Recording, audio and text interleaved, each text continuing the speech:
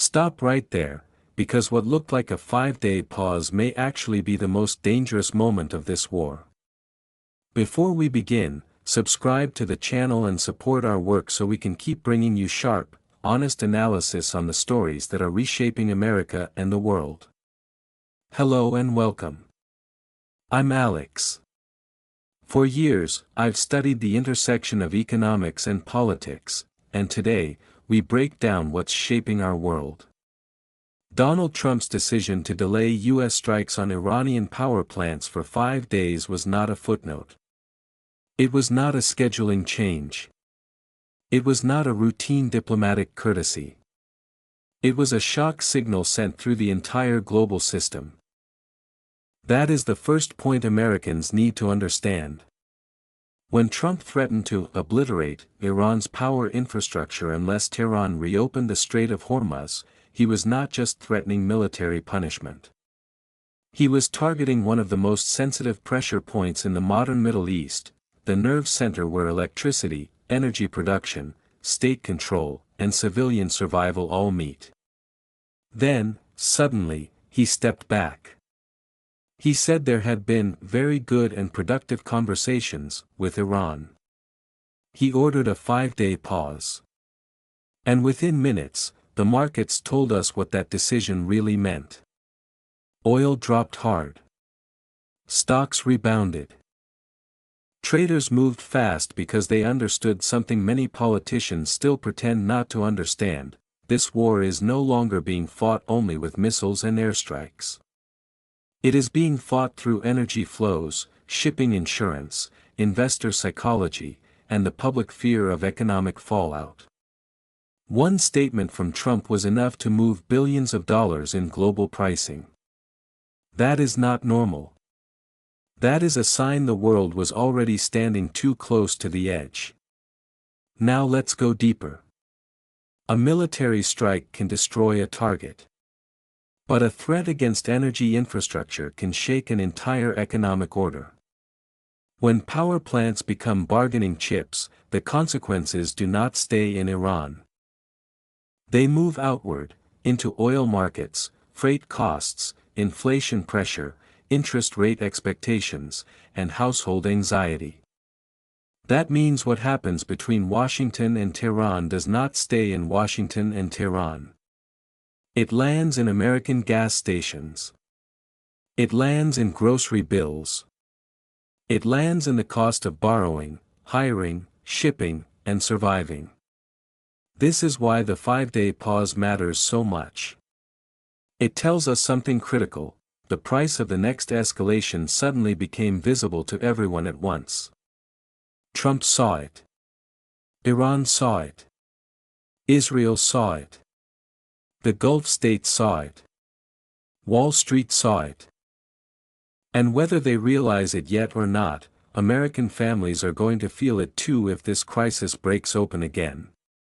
But here is the hard truth: a pause is not peace.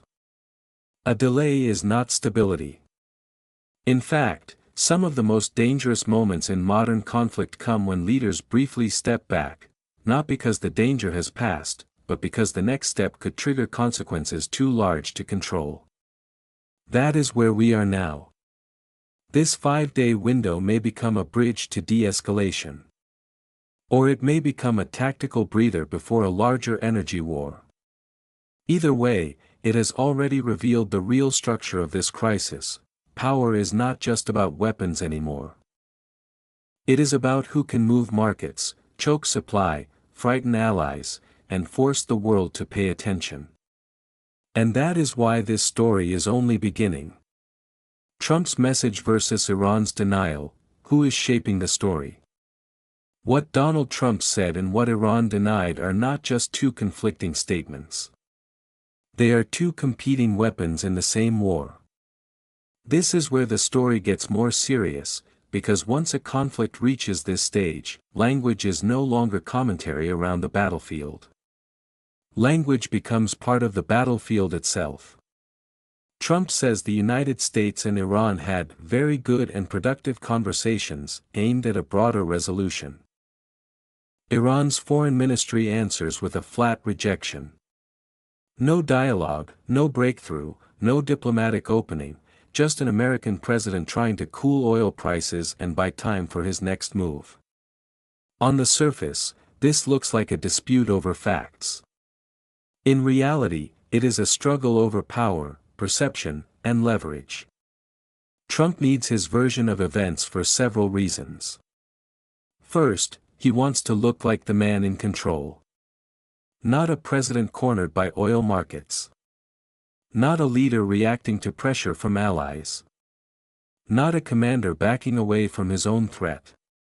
He wants to appear as the central actor who pushed hard enough to force movement, then paused because he saw an opening. That is a very deliberate image. It tells the American public that pressure works. It tells markets that the White House still has a steering wheel. And it tells U.S. partners that Washington is not stumbling blindly toward a wider regional disaster. But Iran cannot afford to let that narrative stand. If Tehran confirms meaningful talks under this kind of pressure, it sends the wrong message to every audience that matters. It would suggest that Trump's military threats worked. It would suggest that Iran was pushed toward diplomacy by fear of escalation. That would weaken the regime at home, damage its deterrent image abroad, and create the impression that Washington still sets the tempo of events. So Iran rejects the premise entirely. It frames Trump not as a dealmaker, but as a manipulator, someone trying to soothe markets, calm public anxiety, and create more room for military planning.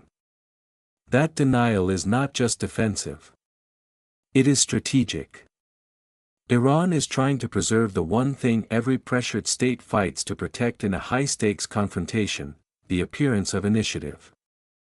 Even if Tehran is under enormous strain, it wants the world to believe it is still shaping the contest, still imposing costs, still refusing to bend. That matters because credibility drives the next round of escalation. If Iran looks strong, its threats carry more weight. If Trump looks in command, his warnings carry more weight. So both sides are fighting for narrative superiority because narrative superiority feeds strategic leverage. This is the logic of modern coercive politics. Threat. Counter-threat. Market shock. Tactical pause. Competing claims of victory. And underneath it all, a constant effort to shape what comes next by controlling how the current moment is understood. The deeper problem is that markets react to these stories in real time.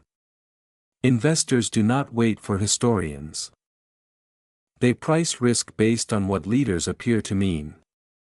That means every public statement now performs two functions at once: it speaks to the adversary, and it speaks to the financial system.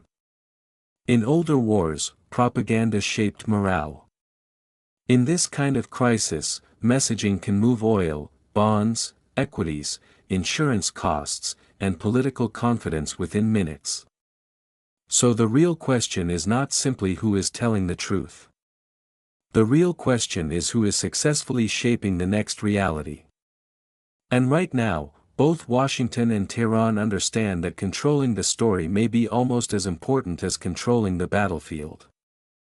Hormuz, the world's energy throat and Iran's most powerful lever.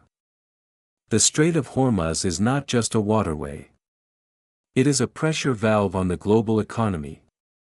And right now, it is the single most important piece of geography in this entire crisis. If you want to understand why Donald Trump threatened Iran so directly, why markets panicked so violently, and why the world reacted so fast to even the hint of a pause, you have to understand one simple fact: Hormuz is where military conflict becomes economic shock. This is where geography stops being background and becomes power. Roughly 1/5 of the world's oil and a major share of global liquefied natural gas move through this narrow corridor. That means Hormuz is not important because it sits in a dangerous region. It is important because it sits inside the bloodstream of the industrial world.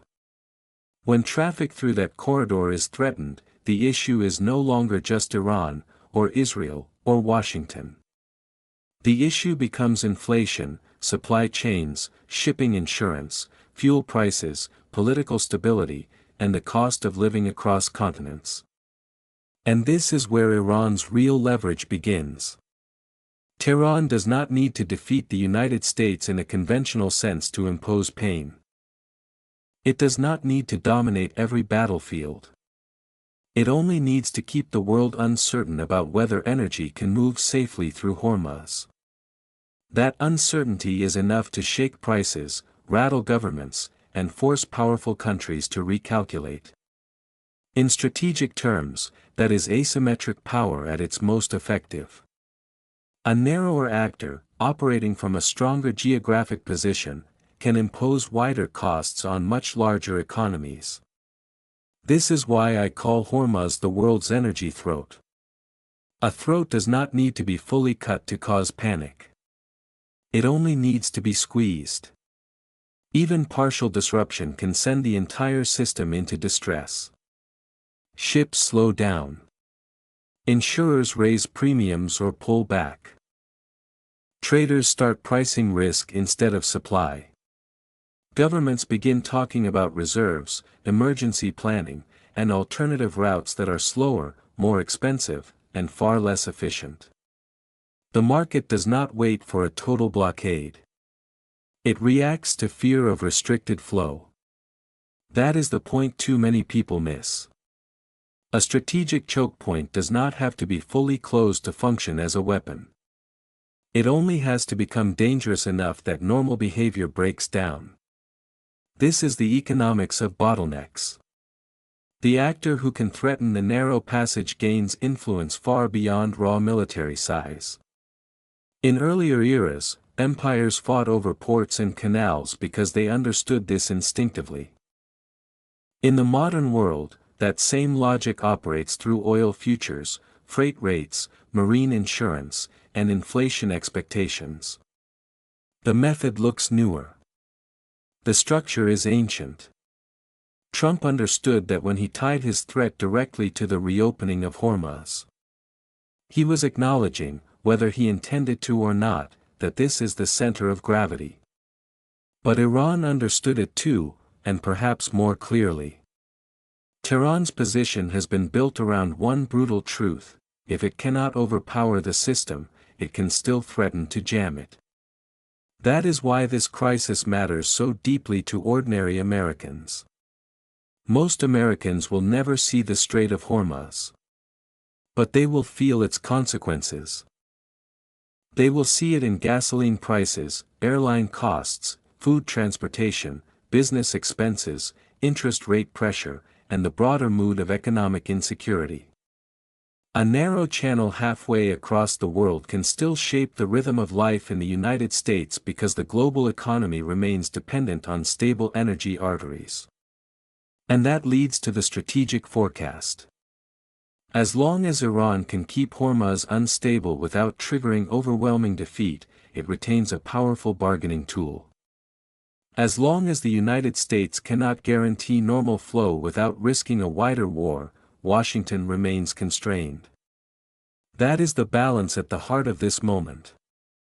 Not total control. Not total collapse. A dangerous contest over who can absorb more pressure while making the rest of the world pay attention. The infrastructure red line: power, water, desalination, and the politics of survival. The most dangerous line in this war is not the one drawn on a map.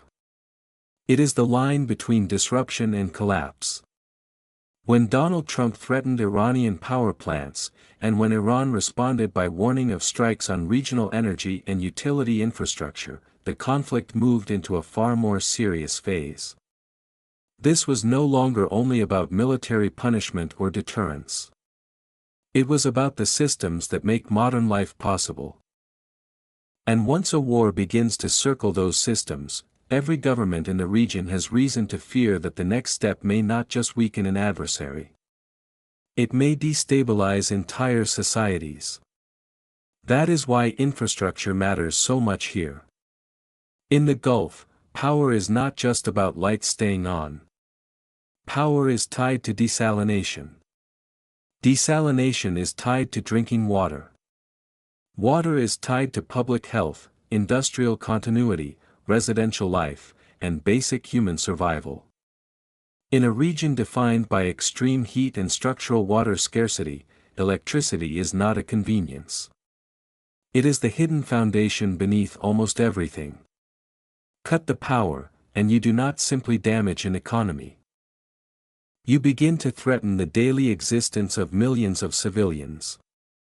This is where the strategic logic turns dark. Iran understood that if its own power grid became a target, the most effective answer would not be symbolic retaliation. The most effective answer would be to remind the entire region that its own infrastructure is just as vulnerable. That is why the warnings about power plants, desalination facilities, and industrial assets were so alarming. The message was not subtle. If you turn this war into a campaign against the machinery of survival, then no one in the Gulf should assume they are safe from the consequences. And that message likely landed with enormous force in capitals such as Riyadh, Abu Dhabi, Manama, and Kuwait City. These states have built modern economies on dense networks of infrastructure that are efficient, wealthy, and deeply exposed. Their cities depend on continuous electricity, cooling, digital systems, logistics corridors, and water production at industrial scale. That model creates prosperity in peacetime. In wartime, it creates vulnerability.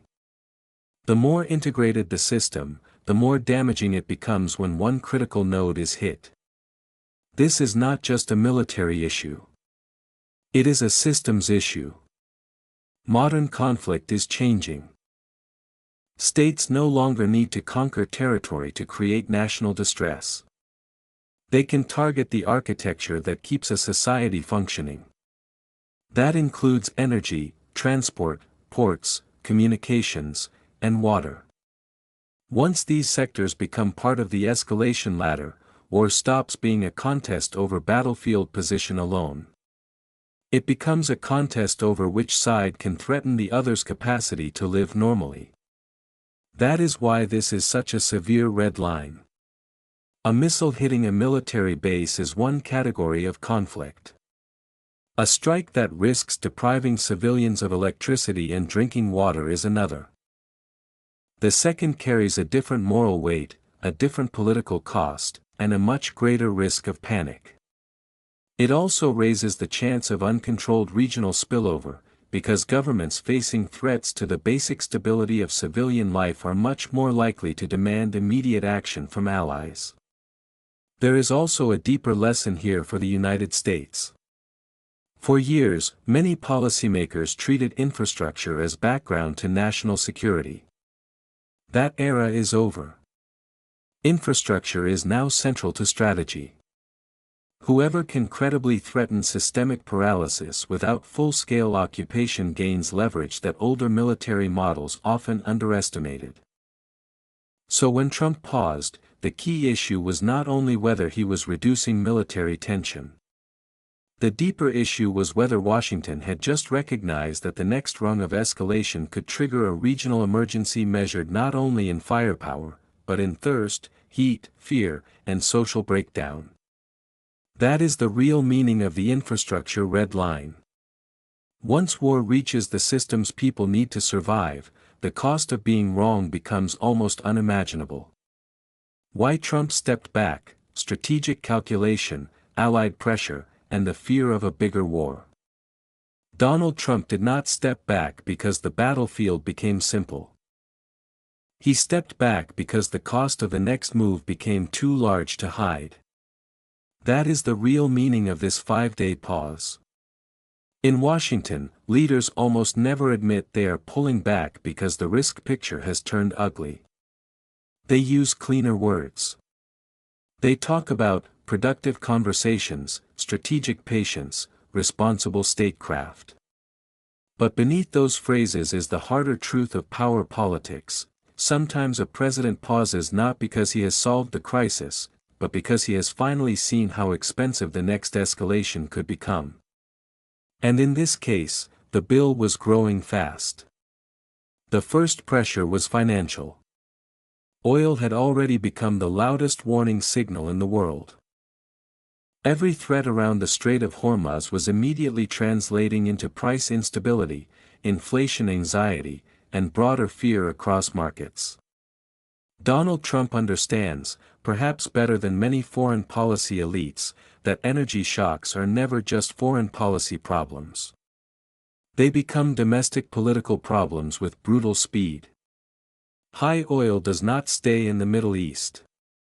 It moves into gasoline, food, freight, aviation, manufacturing, and consumer mood. It moves into interest rate expectations.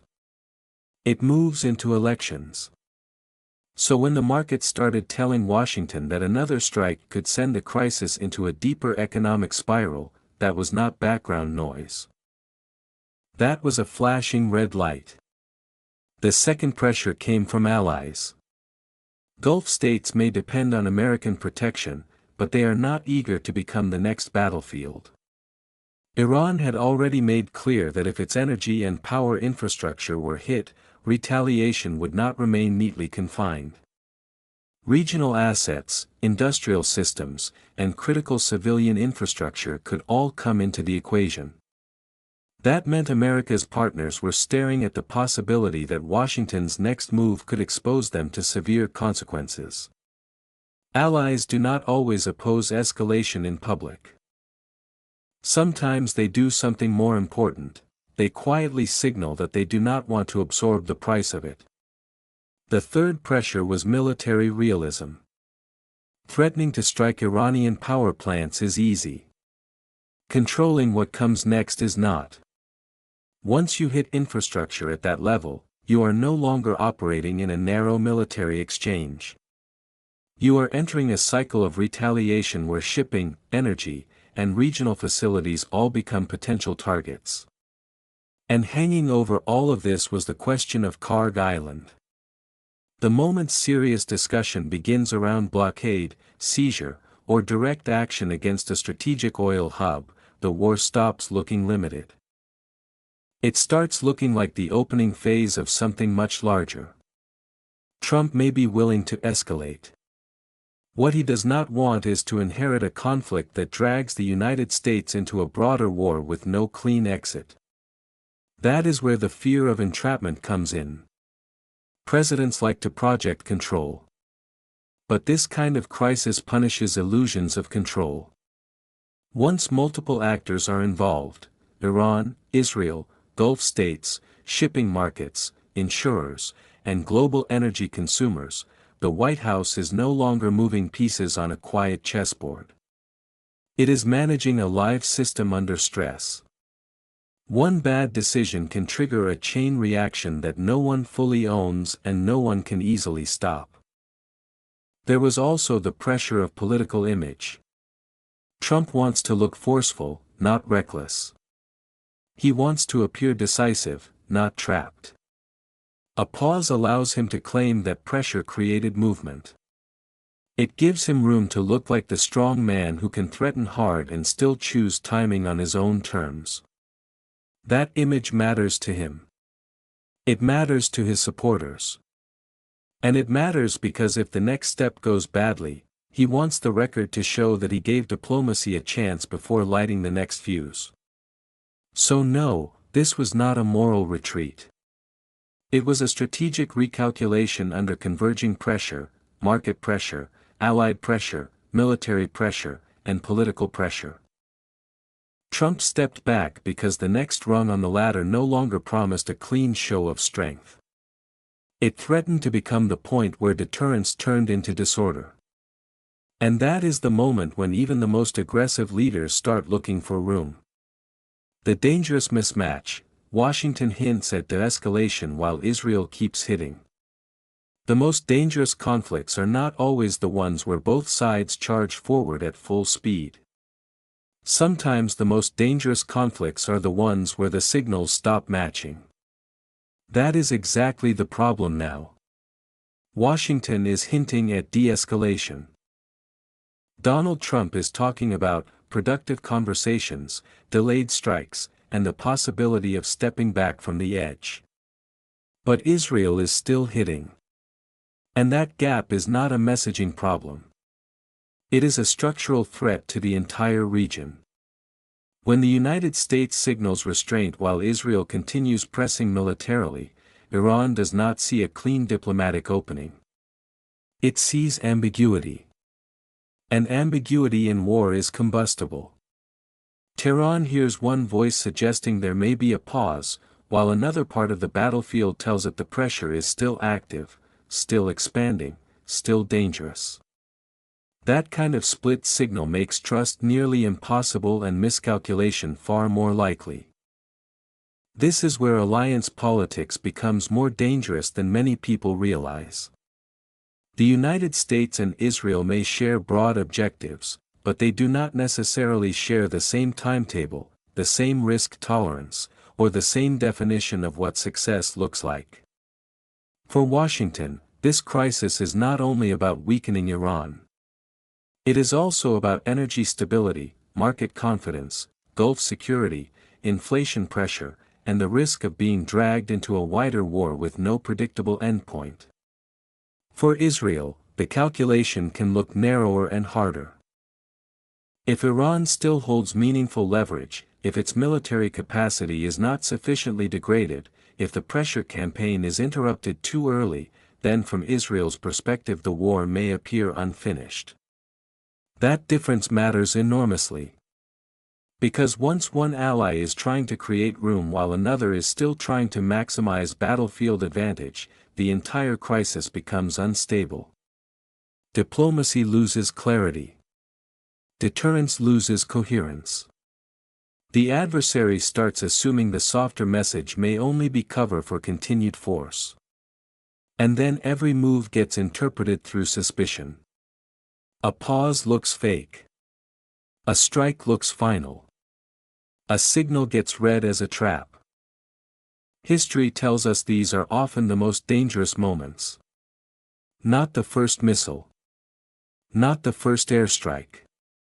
The dangerous moment comes when one side believes diplomacy may freeze the battlefield before it has achieved enough, and so it pushes harder. This is how wars expand in the space between negotiation and escalation. It is how leaders convince themselves that one more round of pressure will improve their position, when in reality it may only destroy the last thin chance for a controlled exit. And the consequences do not stay local.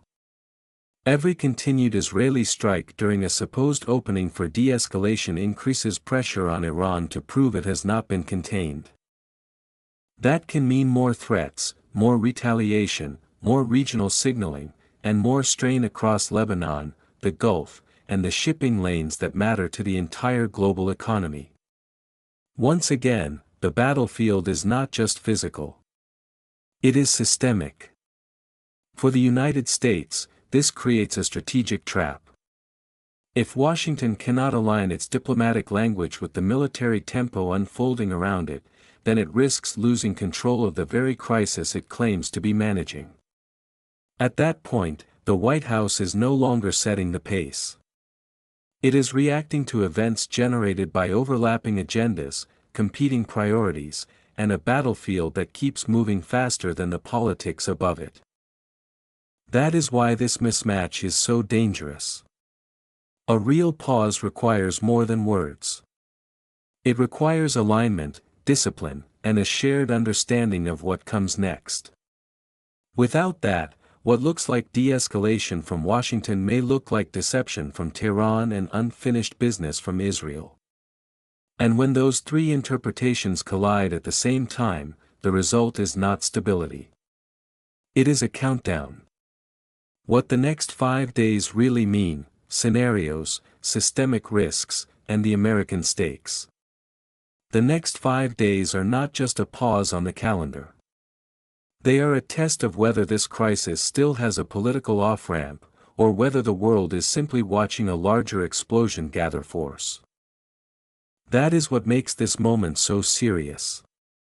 When Donald Trump delayed strikes on Iranian energy infrastructure for 5 days, he did more than postpone military action. He exposed the true structure of the conflict. This is no longer a war that can be measured only by missiles launched, targets hit, or territory threatened. It is now a war of systemic pressure. A war where markets move before armies move. A war where energy routes, civilian infrastructure, insurance risk, and strategic signaling are all tied together. And that means the next 5 days matter because they may reveal not just what Washington or Tehran wants, but what each side is actually capable of controlling. There are several paths forward, and none of them are trivial. The most hopeful path is a real off-ramp. Not a theatrical pause, not a messaging exercise, but a genuine slowing of the machinery. In that scenario, the talks Trump hinted at produce enough practical restraint to reduce immediate pressure around the Strait of Hormuz. Shipping confidence starts to recover. Energy markets stabilize. Allies lower the temperature. Iran preserves face by claiming deterrence worked. Trump preserves face by claiming pressure created movement. Neither side gets full victory, but both avoid the abyss. This is the least dramatic outcome. It is also the most valuable one. But there is a second path, and it may be more likely. The 5-day pause becomes a tactical intermission. The rhetoric softens just long enough for markets to breathe, but the fundamentals do not change. No durable trust is built. No real agreement emerges. Military preparations continue in the background. At the end of the window, the crisis returns sharper than before because expectations have now been raised and disappointed. That kind of failed pause can be more dangerous than open confrontation, because it teaches each side that temporary restraint only buys time for the other. Then there is the gray zone scenario, which may look calmer on television but can do enormous damage over time. In that world, there is no decisive breakthrough and no full-scale collapse. The Strait of Hormuz remains unstable. Shipping remains uncertain. Insurers remain nervous. Oil remains vulnerable to every rumor, every threat, every military movement. The world economy does not suffer one great shock. It suffers a slow bleed. That kind of chronic instability is politically toxic. It wears down confidence, distorts investment, pressures central banks, and leaves governments reacting instead of governing. And then there is the darkest scenario of all, a wider systems war across the Gulf. If this conflict moves deeper into power networks, ports, industrial hubs, and the infrastructure that keeps civilian life functioning, the consequences will reach far beyond the battlefield. At that point, this is no longer only a Middle East conflict. It becomes an engine of global inflation, humanitarian distress, and strategic disorder. For the United States, the stakes are not abstract. They are immediate and personal.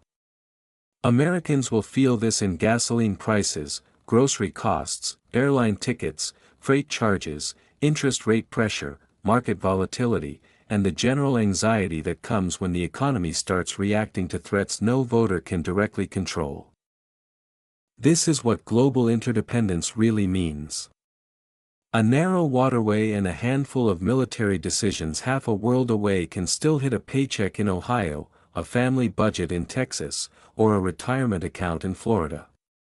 My judgment is simple. These next 5 days are important, but they are not reassuring. They are a warning window. They show that the cost of the next escalation has become too large for any serious actor to ignore. But seeing the danger is not the same as escaping it. Peace is still possible. But peace now will require more than slogans, more than temporary market relief, and more than performative diplomacy. It will require discipline from Washington, restraint from Israel, calculation from Tehran, and honesty from every government involved about how close this conflict is to becoming something much larger. Because if this pause fails, the next shock will not only be military. It will be systemic. And once a crisis reaches that level, everybody pays. What we have witnessed in this story is not just Donald Trump delaying strikes on Iranian power plants for 5 days. What we have really seen is a modern crisis stripped down to its raw truth. Power today is no longer measured only by missiles, armies, or speeches. It is measured by who can move markets, who can frighten allies, who can control supply routes, and who can force entire populations to live inside uncertainty.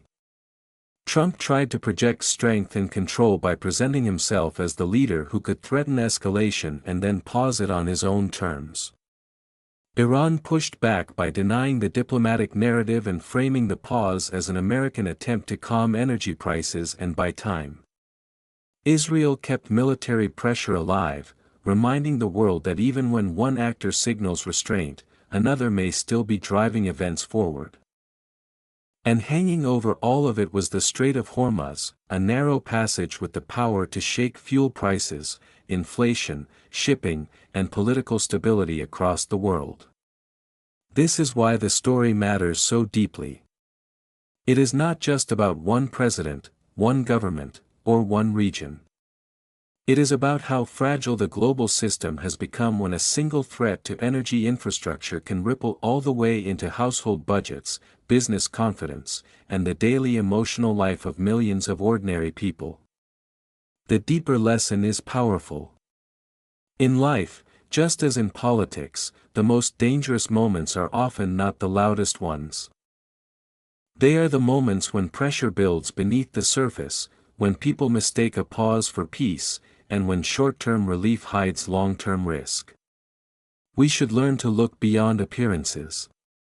We should ask who benefits, who carries the cost, and what silent system is being strained underneath the headlines.